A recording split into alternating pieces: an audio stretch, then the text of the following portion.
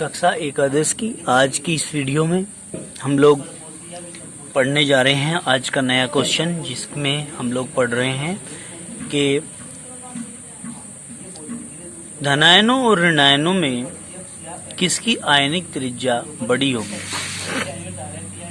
इसने क्वेश्चन में ये कहा है कि Na positive, O negative, negative, F negative के आयनों की आयनिक त्रिज्याओं को घटते क्रम में लिखिए।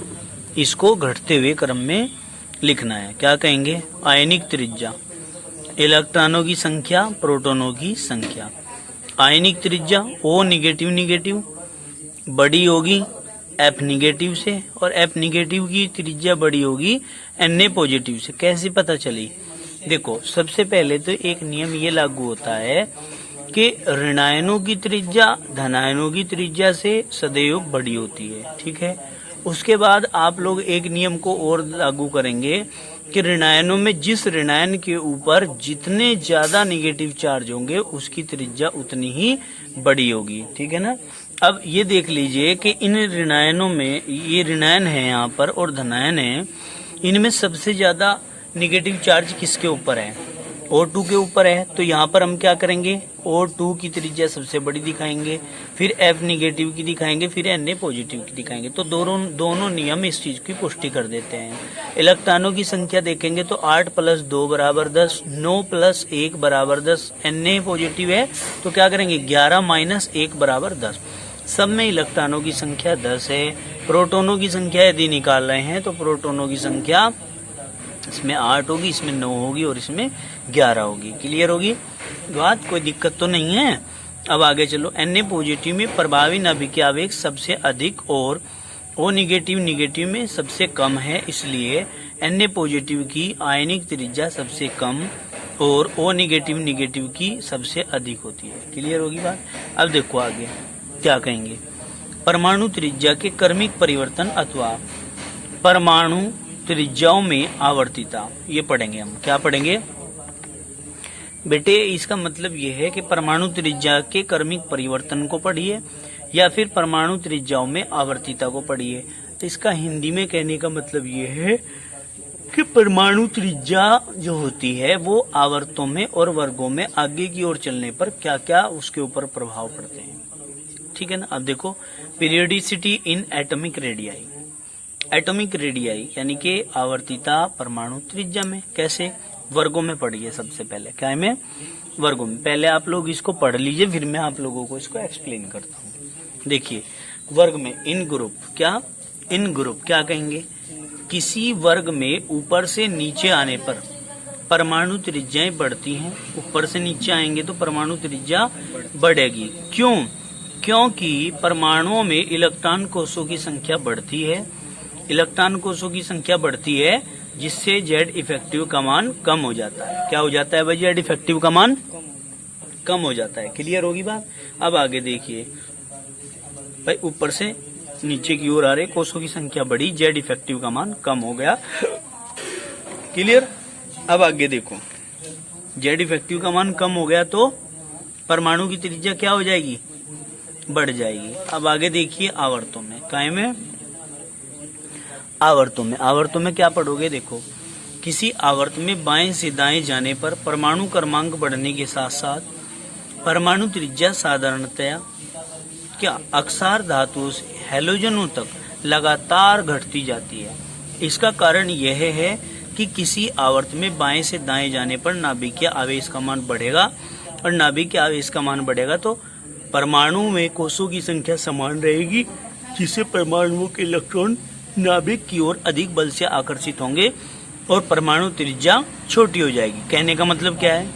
परमाणु त्रिज्या is directly inversely proportional to Z effective. भाई, अगर Z इफेक्टिव का मान बढ़ेगा परमाणु त्रिज्या घटेगी, Z इफेक्टिव का मान घटेगा तो परमाणु त्रिज्या बढ़ेगी। क्लियर होगी? इनवर्सली प्रोपोर्शनल मतलब उल्टी होती है। ठीक है। हाँ जी। अब आप लोग देखिए कि आवर्तों में और वर्गों में क्या फर्क पड़ता है परमाणु त्रिज्या का। इसको हम पेज पर प्रैक्टिकली जो है वो एक्सप्लेन करेंगे। रफ कॉपी दीजिए भाई, इसको पकड़िए दोनों हाथों से। देखिए, आप बात करते हैं, पहले किसकी बात करते हैं? आवर्तों की या वर्गों की? बताओ। वर्गों की बात करते हैं पहले। वर्गों में अब देखिए वर्गों में क्या होता है। वर्ग होते हैं आपके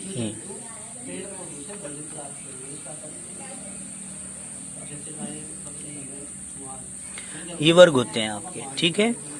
अब सपोज करिए आप फर्स्ट वर्ग की बात कर रहे हैं, किसकी? फर्स्ट वर्ग की। तो ये चल रहे हैं हम ऊपर से नीचे की ओर। तो बेटे देखिए ये पहला कोष है, ये दूसरा कोष है, तीसरा कोष है, चौथा कोष है, पांचवा कोष है, छठा कोष है और सातवां कोष है। सातवां कोष मतलब आवर्त है, सातवां। क्लियर होगी बात? 7 ही आवर्त होते हैं पीरियोडिक टेबल में। जब हम ऊपर से नीचे की ओर चलते हैं, देखिए ये हमारा परमाणु है यहाँ, परमाणु का नाभिक है ये। जब तक हम यहाँ हैं तो हमारे पास एक कक्षा है, फिर हम यहाँ आ गए, हमारे पास दूसरी कक्षा, फिर हम यहाँ आ गए, हमारे पास तीसरी कक्षा। ऊपर से नीचे की ओर आ रहे तो क्या हो रहा? पहले त्रिज्या ये थी, फिर ये हो गई, फिर ये हो गई, क्या हो रहा है? बढ़ती जा रही है। तो मतलब क्या है? बढ़ती जा रही है। क्यों बढ़ती जा रही है? देखो सिंपल सी बातें हैं। जब हम किसी भी वर्ग में ऊपर से नीचे की ओर जाते हैं तो क्या कहेंगे बताओ? हम कहेंगे कि कोषों की संख्या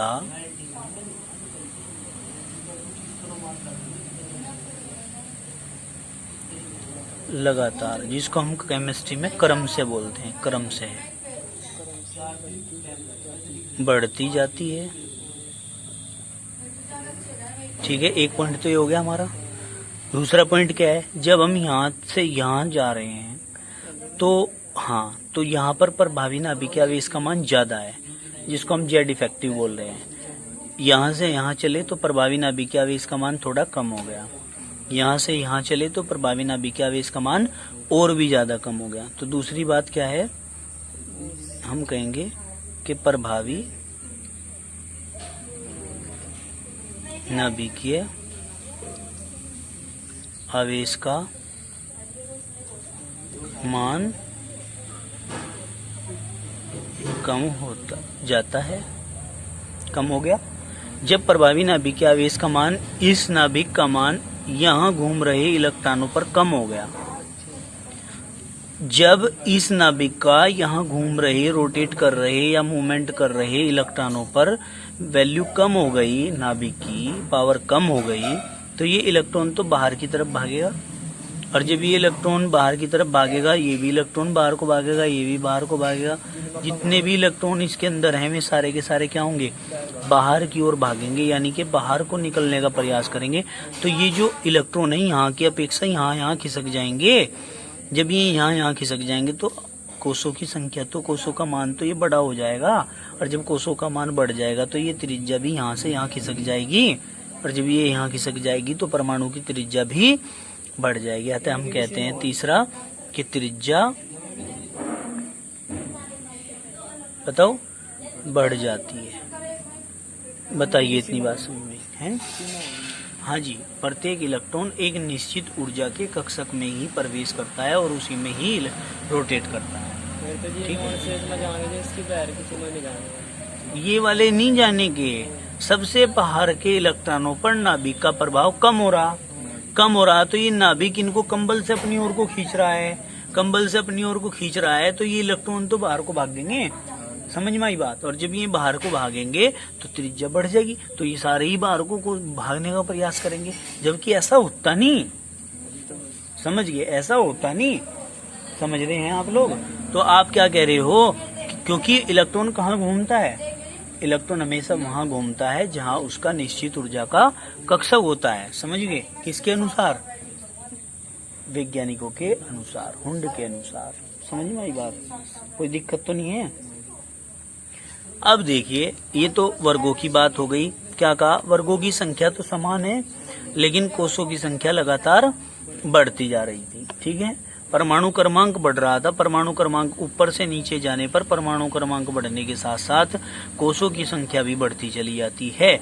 कोषों की संख्या बढ़ती जाती है तो प्रभावी नाभिकीय आवेश का मान घटता चला जाता है, और जब प्रभावी नाभिकीय आवेश का मान घटता चला जाता है तो इलेक्ट्रॉन बाहर की तरफ मूव करना शुरू कर देते हैं, जिससे त्रिज्या की वैल्यू ऑटोमेटिकली बढ़ जाती है। क्लियर होगी बात? अब हम आगे चलते हैं, बात करते हैं आवर्तों की। किसकी? आवर्तों की। अब देखिए यहाँ लिखेंगे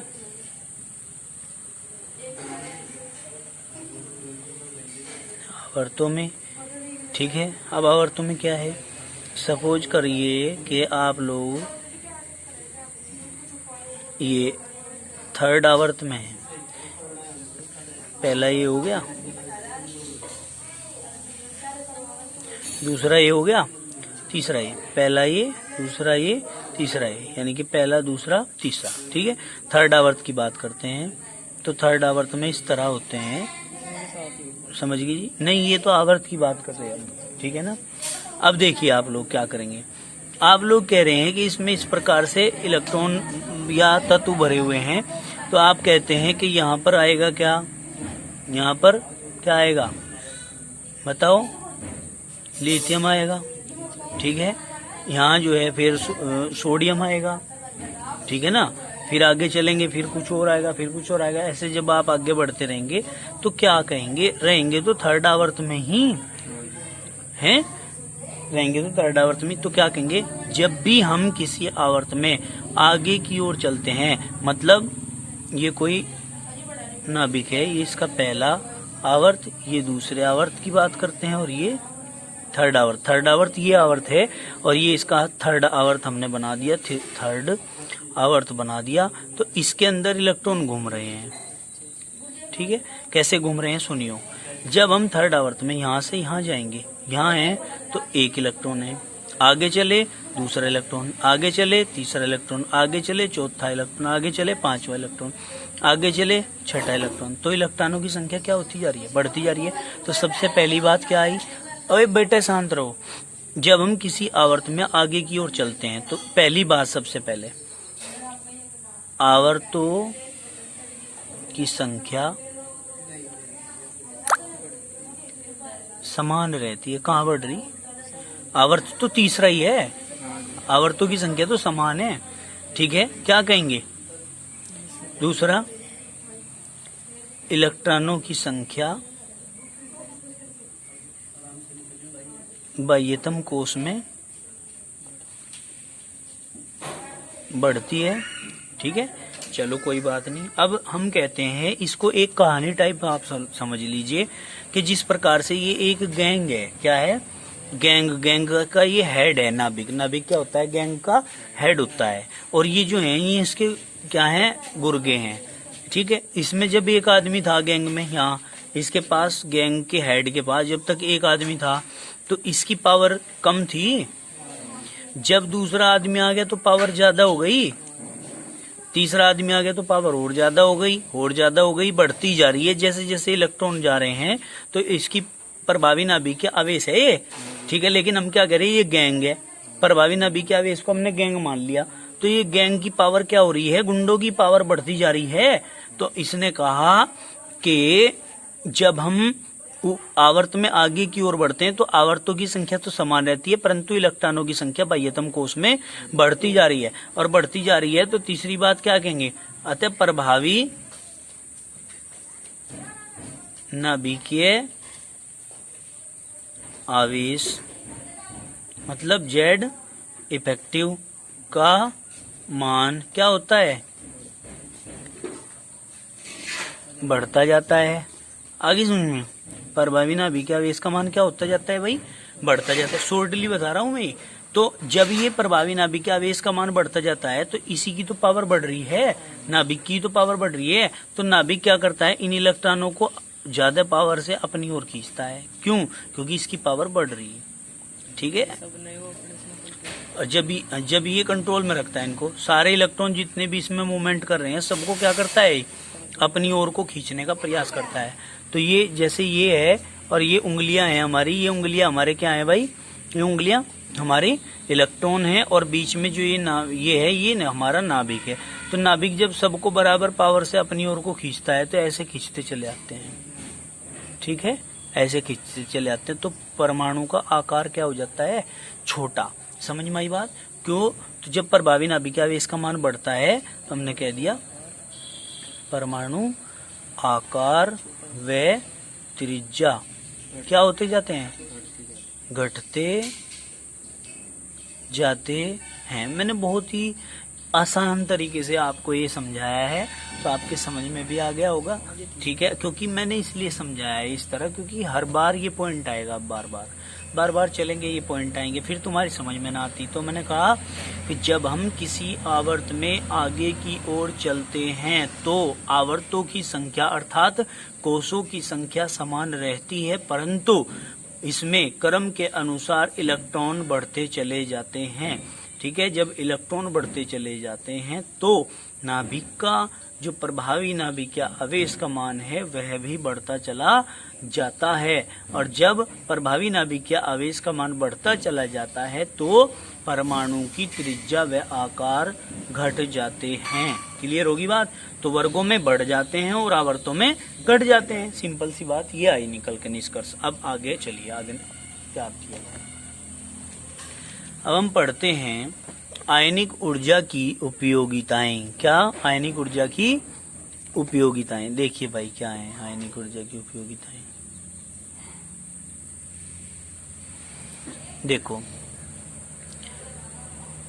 क्या आयनिक ऊर्जा की नहीं, आयनिक त्रिज्या की उपयोगिताएं हैं भाई। ये तो यूज ऑफ आयनिक रेडियस। क्या क्या यूज है? नंबर 1, बंध की प्रकृति अणु में उपस्थित दोनों आयनों की त्रिज्या पर निर्भर करती है। क्या?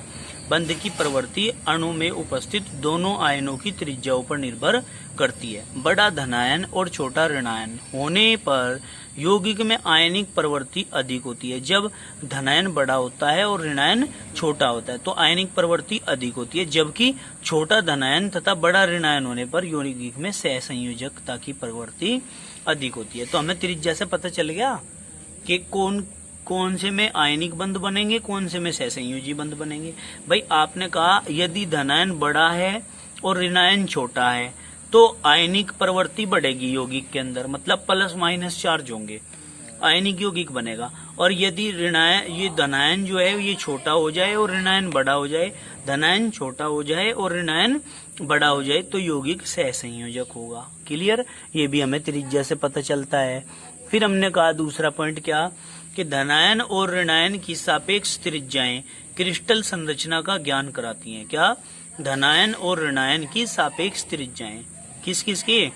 धनायन और ऋणायन की सापेक्ष त्रिज्याएं क्रिस्टल संरचना का ज्ञान कराती हैं। क्या का ज्ञान कराती हैं? क्रिस्टल संरचना का ज्ञान कराती हैं। किसी यौगिक के जलीय विलयन की अम्लीयता उसमें उपस्थित धनायनों के आकार पर निर्भर करती है। क्या? किसी यौगिक के जलीय विलयन की अम्लीयता जो होती है वो उसमें उपस्थित धनायनों के आकार पर निर्भर करती है। क्यों? क्योंकि आयनों का जलयोजन उसके आकार पर निर्भर करता है। आयन का जल के अंदर घुलना जो होता है ना वो उसके आकार पर निर्भर करता है। किसके? बताओ किसके आकार पर निर्भर करता है? आयनों के। समझ गए? आयन छोटे हैं या बड़े हैं, समझ गए? उसमें उपस्थित धनायनों के आकार पर निर्भर करता है। ठीक है भाई, कोई दिक्कत तो नहीं है। अब देखो आयनन ऊर्जा, हमारा नया पॉइंट आता है आयनन ऊर्जा। आयनन ऊर्जा क्या होती है इसको समझो। इसको आयोनाइजेशन एनर्जी बोलते हैं। मोस्ट इम्पोर्टेंट टॉपिक है ये, ठीक है जी। 100% इम्पोर्टेंट होता है टॉपिक, ध्यान रखना। आयोनाइजेशन ऊर्जा देखो, कहते हैं किसी तत्व के एक विलग गैसीय परमाणु के बाह्यतम कोश में से एक इलेक्ट्रॉन को पूर्ण रूप से बाहर निकालने के लिए, किससे? बाह्यतम कोश से एक इलेक्ट्रॉन को पूर्ण रूप से बाहर निकालने के लिए, ठीक है, जितनी ऊर्जा की आवश्यकता पड़ती है उसे उस तत्व की आयनन ऊर्जा कहते हैं। क्या कहते हैं? उसे उस तत्व की आयनन ऊर्जा कहते हैं। क्लियर होगी बात? विलग परमाणु से तात्पर्य है कि किसी तत्व का ऐसा परमाणु, अब विलग गैसीय परमाणु आया ना, ये पढ़िए विलग गैसीय परमाणु क्या होता है। आप क्या कहेंगे? विलग परमाणु से तात्पर्य है कि किसी तत्व का ऐसा परमाणु जो किसी दूसरे परमाणु से बंध बनाए हुए ना हो। ठीक है, जिसका किसी दूसरे के साथ बंध न बना हुआ हो, अलग हो। विलघु से ही तो कहें जो अलग होता है। अब देखिए, आयनन ऊर्जा को इलेक्ट्रॉन वोल्ट प्रति परमाणु यानी कि ईवी पर एटम अथवा किलोजूल प्रति ग्राम परमाणु या मोल अथवा किलो कैलोरी प्रति मोल में व्यक्त करते हैं। काय में? किलो कैलोरी प्रति मोल में व्यक्त करते हैं। बताइए, इतनी बात समझ में आई क्या? कोई दिक्कत तो नहीं है? अब आगे चलिए, थर्ड पॉइंट क्या कहेंगे। देखो थर्ड पॉइंट, देखो, किसी परमाणु से पहले इलेक्ट्रॉन को निकालने के लिए आवश्यक ऊर्जा की मात्रा को प्रथम आयनन ऊर्जा कहते हैं। भाई कि कोई भी परमाणु है, पहला इलेक्ट्रॉन निकाल लिया हम उसके अंदर से, ठीक है ना। किसी परमाणु से पहले इलेक्ट्रॉन को निकालने के लिए आवश्यक ऊर्जा की मात्रा को प्रथम आयनन ऊर्जा कहते हैं। क्या कहते हैं? प्रथम आयनन ऊर्जा कहते हैं। इस प्रकार दूसरे और तीसरे इलेक्ट्रॉन को निकालने के लिए आवश्यक ऊर्जा को क्रमशः द्वितीय और तृतीय आयनन ऊर्जा कहते हैं। क्या भाई? इसी प्रकार दूसरे और तीसरे इलेक्ट्रॉन को बाहर निकालने के लिए ऊर्जा को, जो आवश्यक ऊर्जा होती है, उसे क्रम से द्वितीय और तृतीय आयनन ऊर्जा कहते हैं। हम क्या कहेंगे?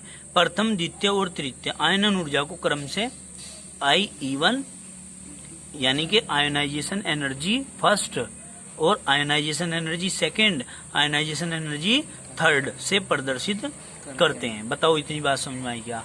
इसका एग्जाम्पल बाद में पढ़ेंगे, पहले हम इसको समझेंगे। लो भाई पकड़िए जरा, देखो। अब सबसे पहली बात, ये कोई परमाणु का नाभिक है, ये इसकी कक्षाएं हैं, ठीक है जी। ये इसकी सबसे बाह्यतम कक्षा है, ठीक है। इसने किसी के साथ बॉन्ड नहीं बना रखा, तो ये कैसा हो गया? विलग गैसीय परमाणु। और विलग गैसीय परमाणु की ये बाह्यतम कक्षा है, इसमें इलेक्ट्रॉन घूम रहे हैं। तो इस बाह्यतम कक्षा में से इस इलेक्ट्रॉन को यहां से बाहर निकालना है। क्या करना है? बाहर निकालना है, मतलब रिमूवल ऑफ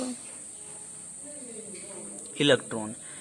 बाह्यतम कक्षा से किसी विलग गैसीय परमाणु की इलेक्ट्रॉन को बाहर निकालना है। बाहर कब निकलेगा? जब इसको एनर्जी दी जाएगी। क्या? Energy required. तो इस इलेक्ट्रॉन को बाहर निकालने के लिए जितनी एनर्जी की आवश्यकता है, जितनी एनर्जी की जरूरत है, जितनी एनर्जी हम दे रहे हैं, वही उसकी क्या है? IE है, मतलब आयोनाइजेशन एनर्जी है। क्लियर? जो एनर्जी की रिक्वायरमेंट हो रही है। क्लियर होगी बात? अब देखिए, जो एनर्जी होती है इसको हम इलेक्ट्रॉन वोल्ट प्रति परमाणु में मापते हैं। किसमें? इलेक्ट्रॉन वोल्ट प्रति परमाणु में हम इसको मापते हैं। बताइए, इतनी बात समझ में आई क्या? कोई दिक्कत तो नहीं है? फिर हम क्या कहेंगे? हम ये कह रहे हैं भाई कि जो पहला इलेक्ट्रॉन निकलता है इसको तो IE1 कह देते हैं। अगर दूसरा इलेक्ट्रॉन निकालना पड़ जाए तो फिर एनर्जी देनी पड़ेगी, तो IE2। तीसरा इलेक्ट्रॉन निकालना पड़ जाए तो IE3, मतलब आयोनाइजेशन एनर्जी 2, द्वितीय आयोनाइजेशन ऊर्जा, तृतीय आयोनाइजेशन ऊर्जा और प्रथम आयोनाइजेशन ऊर्जा। इसको आयनन विभव भी कहें। क्या कहते हैं? आयनन विभव भी हम इसको कह देते हैं। कोई दिक्कत तो नहीं है? समझ में आई बात? क्लियर हो गया ये यहाँ तक? अब आगे चलते हैं भाई, उदाहरण देखेंगे। उदाहरण में क्या कहा है? सबसे पहले इन्होंने कहा है कि हीलियम परमाणु में से पहला इलेक्ट्रॉन बाहर निकालने के लिए 2.46 इलेक्ट्रॉन वोल्ट ऊर्जा की आवश्यकता पड़ती है। क्या? 24.6 24 है बेटा, 24.6 इलेक्ट्रॉन वोल्ट ऊर्जा की आवश्यकता पड़ती है।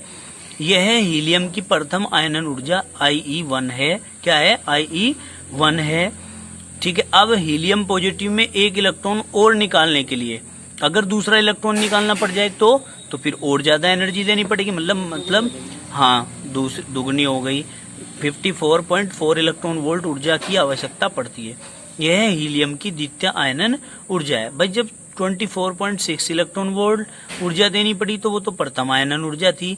और जब 54.4 दूसरा इलेक्ट्रॉन निकालने के लिए एनर्जी देनी पड़ी, तो उसको हमने द्वितीय आयनन ऊर्जा कह दिया। बताओ जरा, इतनी बात समझ में आई क्या? आगे चलते हैं। फिर हमने कहा किसी तत्व की द्वितीय आयनन ऊर्जा IE2 का मान उसकी प्रथम आयनन ऊर्जा, IE2 का मान ज्यादा नहीं आया क्या?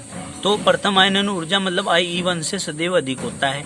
इसका कारण यह है कि एक इलेक्ट्रॉन निकालने के पश्चात बने धनायन में प्रभावी नाभिकीय आवेश अधिक हो जाता है। क्या हो जाता है भाई? प्रभावी नाभिकीय आवेश अधिक हो जाता है, जिससे धनायन के इलेक्ट्रॉन नाभिक की ओर अधिक बल से आकर्षित होते हैं और इलेक्ट्रॉन का बाहर निकलना कठिन हो जाता है। ठीक है, अब क्या कहेंगे? इसी प्रकार तृतीय आयनन ऊर्जा का मान द्वितीय आयनन ऊर्जा के मान से सदैव अधिक होगा। भाई अगर तीसरा इलेक्ट्रॉन निकल लेंगे तो और ज्यादा एनर्जी देनी पड़ेगी, सीधी सी बात है। तो हमने क्या कह दिया कि IE3 का मान IE2 से ज्यादा होगा, IE2 का मान IE1 से ज्यादा होगा। तो देखिए एग्जाम्पल के माध्यम से समझा रखा है कि ये है मेटल ने एक इलेक्ट्रॉन दिया IE1, डेल्टा H का मान IE1 है, यहाँ पर एक इलेक्ट्रॉन दिया। इसके ऊपर प्लस चार्ज आ गया, इसने एक इलेक्ट्रॉन और दे दिया, दूसरा इलेक्ट्रॉन निकाल दिया मतलब।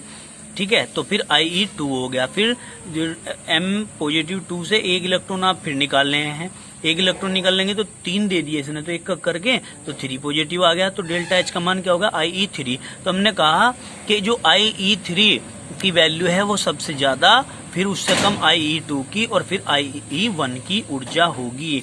ठीक है जी, इस प्रकार से आप लोग इसे समझ सकते हैं। आज के लिए इतना ही काफी, बाकी करेंगे कल। धन्यवाद। इसको अच्छे से करिए सारे काम को। ठीक है बेटे, इसको खूब मेहनत से काम को करिए आप लोग। देखिए, आप सभी लोगों से एक बात कहना चाहते हैं जो हमारे मन में आ रही है, क्योंकि आप लोगों को काफी दिन हो गए हैं हम लोगों के संपर्क में आए हुए, तो इससे क्या होता है, एक बीच में थोड़ा सा गैप हो जाता है, और गैप के कारण आप लोगों को कोई भी व्यक्ति किसी भी प्रकार की बातें आपके आचार्यों के खिलाफ या आपके विद्यालय के खिलाफ कुछ बताते हैं, तो उससे क्या होता है, आपके माइंड के अंदर वो विचलन पैदा कर देते हैं वे लोग। ठीक है ना, क्योंकि वे लोग चाहते हैं कि आप लोग तरक्की ना करें, आप लोग मेहनत ना करें, आप इनके बच्चे या इस स्कूल के बच्चे अच्छे ना निकलें, है ना। इस प्रकार से वो आपके माइंड को डाइवर्ट करने की कोशिश करते हैं, जिससे कि आपके मन में तनाव उत्पन्न हो जाता है और फिर आपका मस्तिष्क पढ़ाई में लग नहीं पाता। इसलिए आप लोग उनकी बातों से बचें और अपने लक्ष्य की तरफ बढ़ें, जो आपका लक्ष्य है। आपका लक्ष्य है पढ़ाई करना, पढ़ाई करिए, मेहनत से करिए। जो चीज समझ में नहीं आ रही है उसे पूछिए, ठीक है ना। और जो किसी को दिक्कत आती है तो वो विद्यार्थी स्पेशली स्कूल में अपने परिजनों के साथ में या गार्जियंस के साथ में आकर के अपना जो है अपनी प्रॉब्लम का सोल्यूशन भी करा सकता है, ठीक है ना। बाकी इधर उधर की बातों में किसी के भी ध्यान देने की जरूरत नहीं है, ठीक है ना। कोई कह देता है जी वो तो ये कह रहे थे, कोई कह देता है वो तो ये कह रहे थे, तो इससे क्या होता है, इससे मनों के अंदर फर्क उत्पन्न हो जाता है।